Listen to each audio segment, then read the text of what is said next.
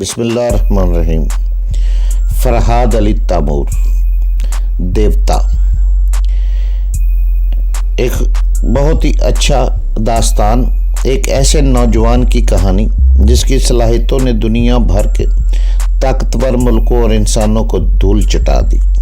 اپنے ملک کی بقا کے لیے پوری دنیا سے لڑ گیا، جہاں گیا اپنے نام کا سکہ جمایا، جسے بچپن میں نہ ماں کا پیار ملا نہ باپ کا، جو ماں کی گود کو ترستا رہا، جسے نفرت ہی نفرت ملی۔ تو جناب اس کی طرف چلنے سے پہلے آپ پلیز چینل کو سبسکرائب کریں، لائک اور شیئر کریں تاکہ ہر آنے والی قسط آپ کو فوری مل سکے۔ دیوتا فرحاد علی تیمور، قسط نمبر 236۔ رینی کو اس کا مشورہ ناگوار گزرا۔ اس نے ذرا سخت لہجے میں کہا، مسٹر، یہ میرا ذاتی معاملہ ہے، میں کسی سے بھی دوستی کروں آپ اس پر اعتراض نہیں کر سکتے۔ رہ گئی اخراجات کی بات تو میں کوئی 2 ٹکے کی ہیروئن نہیں ہوں، ساری عمر جوتن سو کے اخراجات برداشت کر سکتی ہوں۔ مگر یہ جوتن سو ہے کون؟ بڑا عجیب سا نام ہے، ایسا نام تو میں نے کبھی نہیں سنا۔ ایک اجنبی کو اس قلعہ میں لے جانا مناسب نہیں ہے۔ رینی نے کہا، مسٹر موئسو موٹو، تم ایسے اعتراض کر رہے ہو جیسے تم اس قلعہ میں شوٹنگ کے لیے نہیں، کسی سازش کے لیے جا رہے ہو، یا ہم سب جرم کرنے والے ہیں۔ صرف ایسی ہی جگہ کسی اجنبی کا داخلہ ممنوع ہوتا ہے۔ یہ کیا تم کہہ رہی ہو؟ موئسو موٹو ایک دم سے گڑبڑا گیا، کیونکہ رینی نادرستگی میں اس کے خفیہ منصوبے کو اپنی زبان پر لے آئی تھی۔ اس کے دل میں چور تھا، اس لیے وہ وقتی طور پر گھبرا گیا تھا۔ پھر جلدی سے سنبھل کر بولا، مس رینی، میں آپ کے ذاتی معاملات میں کچھ نہیں بولوں گا۔ بات دراصل یہ ہے، اس ویران قلعہ کا تھوڑا سا حصہ رہائش کے قابل ہے، وہاں زیادہ لوگوں کی گنجائش نہیں ہے۔ ہم نے آپ کے سیکرٹری کے لیے بڑی مشکل سے گنجائش نکالی ہے۔ رینی نے اپنے سیکرٹری کی طرف اشارہ کرتے ہوئے لاپرواہی سے کہا، کوئی بات نہیں، مسٹر ہیرسن آپ کی ٹیم کے ساتھ ہوٹل میں قیام کریں گے، اور قلعہ کا جو کمرہ آپ نے مسٹر ہیرسن کے لیے مخصوص کیا ہے، اس میں مسٹر جوتن سو رہیں گے۔ اب آگے اعتراض کی کوئی گنجائش نہیں تھی۔ موئسو موٹو پریشان ہو کر میرے متعلق سوچنے لگا، یہ کمبختن جوتن سو کون ہے؟ کہاں سے رینی کو پھانسنے آ گیا؟ کہیں کوئی جاسوس تو نہیں؟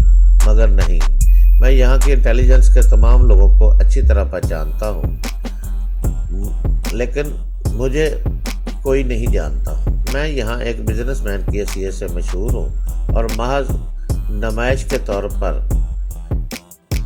ایک کبھی نہ ختم ہونے والی فلم میں سرمایہ لگا رہا ہوں، لہذا مجھ پر کوئی شبہ نہیں کر سکتا۔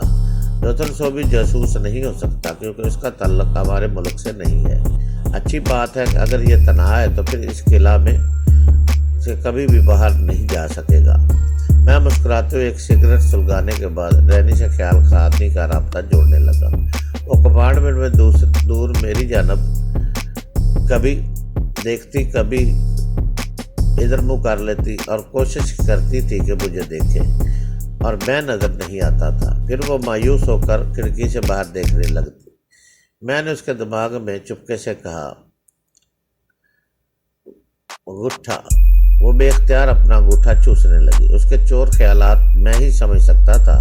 ایسا کرتے وقت وہ میرے انگوٹھے کے بارے میں سوچنے لگی۔ میں نے تھوڑی دیر کے لیے اسے سوچ کی حالت میں چھوڑ دیا، پھر یاماگوچی کی خبر لینے لگا۔ وہ بہت پہلے ہی کوکو کو پہنچ چکا تھا۔ اب وہاں سے وہ ایک کار میں بیٹھ کر شہر سے دور سمندر کے ساحل کی طرف جا رہا تھا۔ اس کی منزل وہی ویران قلعہ تھی۔ شہر سے قلعہ تک تقریباً 2 گھنٹے کا فاصلہ تھا۔ میں یہ 2 گھنٹے اس کی کھوپڑی میں بیٹھ کر نہیں گزار سکتا تھا، جبکہ رینی جیسی حسینہ اپنی سوچ کے بلاوے دے رہی تھی۔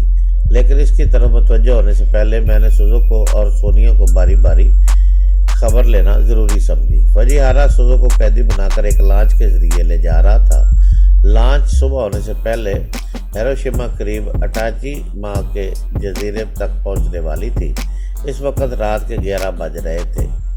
سوزوکو ایک کیبن میں سونے کے لیے بستر پر لیٹ گئی تھی، مگر اس کی آنکھوں سے نیند غائب تھی۔ اس سے پہلے کہ اسے نیند آتی، دروازے پر دستک سنائی دی۔ سوزوکو نے بستر سے اٹھ کر دروازہ کھولا تو وہاں ایک بوڑھی جاپانی عورت اپنے ہاتھوں میں عطر کی की शीशी लिए खड़ी थी। उसने कहा, बेटी घबराने की कोई बात नहीं, तुम बिस्तर पर लेट जाओ, मैं तुम पर खुशबू छिड़क कर चली जाऊंगी। सुजुको ने गुस्से से कहा, क्या मुसीबत है, ये तुम लोग बार बार मुझ पर खुशबू क्यों छिड़क रहे हो?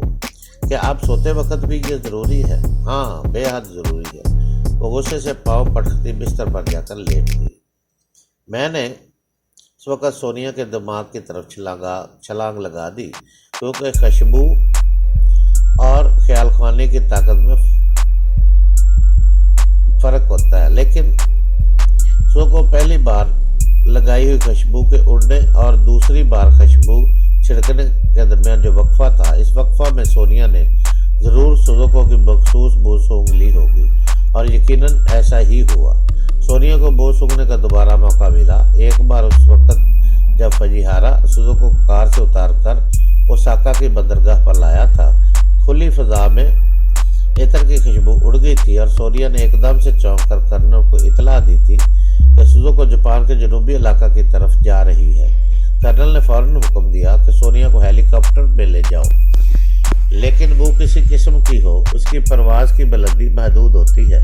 सोनिया हेलीकॉप्टर में बैठकर ज़्यादा बुलंदी से वो का ताक़ब नहीं कर सकती थी, इसलिए उसने अंदाजे के मुताबिक हेलीकॉप्टर को ओसाका में लैंड करने के लिए कहा, ताकि दोबारा वो सूंघकर सही सिमत का तयन करे। मगर इस वक्त तक सुजुको को फिर खुशबू छिड़क दी गई थी और उसे लॉन्च के कैबिन में कैद कर दिया गया था। दूसरी बार सुजुको 11 बजे सोने के लिए बिस्तर पर गई थी। इस वक्त सोनिया ने उसे फिर से पा लिया। उसने हेलीकॉप्टर के पायलट को हिदायत दी कि इस बार जनूब मगरब की सिमत परवाज करे। वो बेचारी पूरी तरह अपनी सलाहियतों को आजमा रही थी और बिलाशुबा कामयाबी से ताक़ुब कर रही थी, लेकिन फिर रुकावट पैदा हो गई। जिस वक्त हेलीकॉप्टर फजा में बुलंद हुआ, इसी वक्त वो बूढ़ी औरत कैबिन में जाकर सुजुको को इतर से मुअत्तर करने लगी।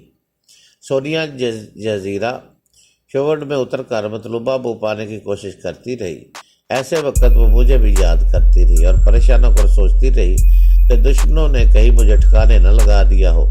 फिर उसका दिमाग समझाता था कि फराद इतनी आसानी से मौत कबूल नहीं करेगा, मरेगा तो खुदा की रजा से ही मरेगा, दुश्मनों की साजिशें उसे नहीं मार सकती। फिर वो अपने बेटे फरमान और नोमी के मुतल्लिक़ सोचने लगी।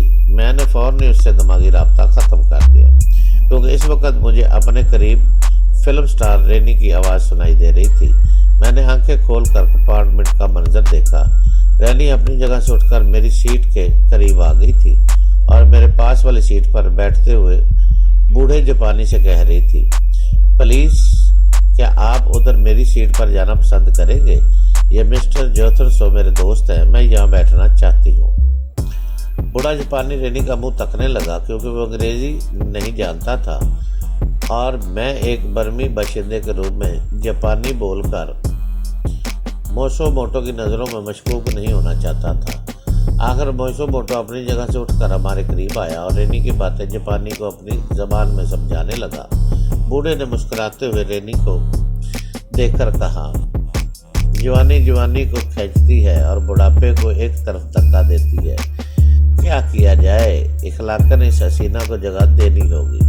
रैनी इसकी बात नहीं समझ रही थी। वो बूढ़ा बड़बड़ाता हुआ मोइसो मोटो के साथ चला गया। रेनी इसकी सीट पर बैठती हुई बोली, मिस्टर जोथनसो, मैं दिन रात फिल्मी लोगों में रहकर बोर हो जाती हूँ, इसलिए अब तुम्हारे पास आकर खुशगवार तब्दीली महसूस कर रही हूँ। मैंने भी खुश दिली का मुजाहरा किया। ये मेरी खुश नसीबी है कि तुम जैसी मायानाज अदाकारा की सोबत नसीब हो रही है। उसने अपना हाथ मेरे हाथ पर रख दिया, फिर आहिस्तगी से बोली, पता नहीं तुम्हारी शख्सियत में क्या बात है कि मैं तुमसे दूर न रह सकी। उफ, बैठे बैठे कमरा देखने लगी। तुम जरा उठो, मैं इन सीटों को बिस्तर में तब्दील कर देता हूँ। वो उठकर एक तरफ खड़ी होगी। जापान की न्योटो कैडलाइन दुनिया की सबसे तरक्की याफ्ता रेलवे है। यहाँ मुसाफिरों की छोटी से छोटी ज़रूरतों और सहूलतों का खास ख्याल रखा जाता है। तमाम कंपार्टमेंट में बेड सीटें होती हैं। ये सीटें दिन के वक्त बैठने के लिए इजी चेयर की तरह होती है। रात को सोने के लिए इन सीटों की पुश्त को पीछे की तरफ دے کر آرام دہ بنایا جا سکتا ہے۔ میں نے بھی یہی کیا، پھر ہم دونوں اپنے اپنے کرسی نما بستر پر لیٹ گئے۔ چونکہ سونے کا وقت ہو چکا تھا اس لیے کمپارٹمنٹ کی روشنی بدل دی گئی۔ اب دھیمی دھیمی سی خواب اور روشنی پھیلی ہوئی تھی۔ سفر خوب تھا، ہم سفر بھی خوب تھی، وقت اچھا گزرا جا رہا تھا، لیکن وقت میری مرضی کے مطابق نہیں گزر رہا تھا، کیونکہ میں میجر پاماگوچی کی خبر لینا چاہتا تھا، مگر رینی اتنی باتونی تھی کہ مجھے سوچ کا سفر کا موقع نہیں دے رہی تھی۔ میں ذرا بھی سوچ میں گم ہونے کی کوشش کرتا تو وہ فوراً ٹوک دیتی، ہاں کہاں کو گئے؟ شاید کسی حسینہ کے متعلق سوچ رہے ہو۔ کیا مجھ سے بھی زیادہ کوئی حسین ہے؟ ایک حسینہ کے سامنے کسی دوسرے حسن کی تعریف کرنا سراسر حماقت ہے۔ مقابلہ حسن میں ہارنا عورت کبھی پسند نہیں کرتی۔ میں نے اسے یقین دلایا کہ میں نے اپنی پیدائش سے لے کر اب تک اس جیسی حسین عورت نہیں دیکھی اور نہ اپنے مرنے تک دیکھ سکوں گا۔ خدا کر کے وہ 2 بجے کے قریب سو گئی۔ تب میں نے یاماگوچی کے دماغ کو ٹٹولنے کی کوشش کی، مگر اب اس ادھیڑ عمر کے میجر کے دماغ میں بوڑھے خواب کا سناٹا تھا۔ میں آہستہ آہستہ خواب میں پہنچ گیا۔ وہ کہیں اپنی خوابگاہ میں تنہا سو رہا تھا اور نیند میں میری مرضی کے مطابق بڑبڑا رہا تھا۔ میں ٹیلی فون یا ٹرانسمیٹر کے ذریعے رابطہ قائم نہیں کر سکتا تھا، اس لیے مجھے ٹوکیو سے یہاں تک خود آنا پڑا۔ جو بات میں سمجھا رہا ہوں اس پر سختی سے عمل کریں۔ سوزو کو یہاں یرغمال کے طور پر لائی جا رہی ہے۔ ہمارا مقصد صرف کرنل جوشوہو کو بلیک میل کرنا ہے۔ ہم اسے مجبور کریں گے کہ وہ اپنے موجودہ عہدے سے استعفیٰ دے دے۔ جب تک ہم اپنے مقصد میں کامیاب نہ ہو جائیں اس وقت تک سوزوکو کو آرام سے رکھا جائے گا۔ آپ اس بات کا خیال رکھیں کہ وہ آپ کے درندے ڈریکولا کی نظروں میں نہ آئے۔ اس کی بڑبڑاہٹ ذرا دیر کے لیے تھم گئی، جیسے وہ اپنے مخاطب کی باتیں سن رہا ہو، پھر وہ جواباً کہنے لگا،